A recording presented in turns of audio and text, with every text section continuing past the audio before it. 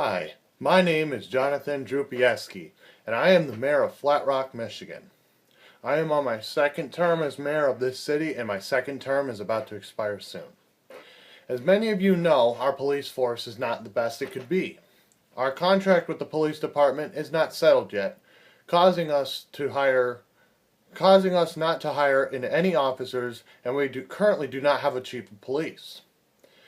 We are in the process of settling a contract currently, and this is a huge problem because we can only assign 2 to 3 officers on a shift because of budget cuts, and we are unable to hire in any more. What also makes matters worse is that we cannot hire an animal control officer and an ordinance officer. Without an animal control officer, we have our officer detain the animals that are loose and should not be on our streets. This is causing our officers to work on catching those animals instead of patrolling the city for speeders and lawbreakers.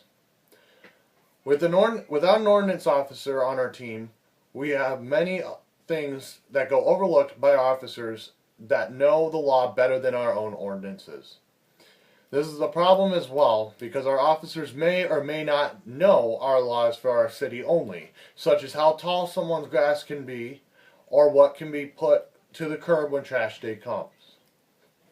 Due to budget cuts and the lack of resources we had to cut down our police force by removing some of these positions. I am in the process of making sure that these positions will be filled as soon as possible. Another issue that we are having is because of the lack of money that the city brings in. We cannot hire full-time. We can only currently hire in seasonal for our seasonal events, such as keeping up to date with our local play area for our children. Unfortunately, we cannot hire a full-time gardener to keep up a nice area for our community on a constant state. We only have 1 part-time gardener for the city. We are in the process of figuring out our best options for getting a full-time position open for a gardener and any other possible full-time positions we can recover for our hard workers. One of our other issues is that City Hall will not approve an economic development director. I personally think it would be a good idea to have a person who is knowledgeable to work with our finances and promote new business. However, the rest of City Hall is in agreement with this because of our cost to hire one and our problem with not being able to hire full-time workers. We are working with the situation to see how we can fit in some of these important people into our city to help us gain revenue into our city again.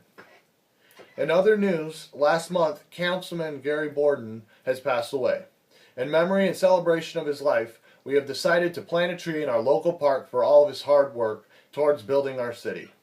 As many of you know, Mr. Borden has died at a young age of 54. Let us take a brief moment of thanking him for his work and wishing him farewell. Several events that are coming up would be the Relay for Life, which would be occurring in June this year. This is a charity for people who are diagnosed with cancer and to help fund the cure for cancer. We also have an event coming to town also on June 13th and 14th called the Country Blast, which is like a country festival.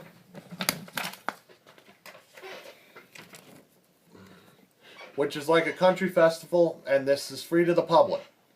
Pedal and Paddle will be on June 7th, and you can either ride on your bike on the path or you can kayak on the river this day, which this cost may be charged on the kayaks. This is yet to be determined. Cruising Hurock Park on August 23rd and 24th, which is a free event to the community. But if you would like to show a car, there is a small entry fee. This is where people get to show off their cool cars that they have to the public. Riverfest is on September 21st, where we have a carnival for our community, and it is absolutely free to the public. So it seems we have a bigger summer already ahead of us. That is all for my city address, and I will be working on these issues right away.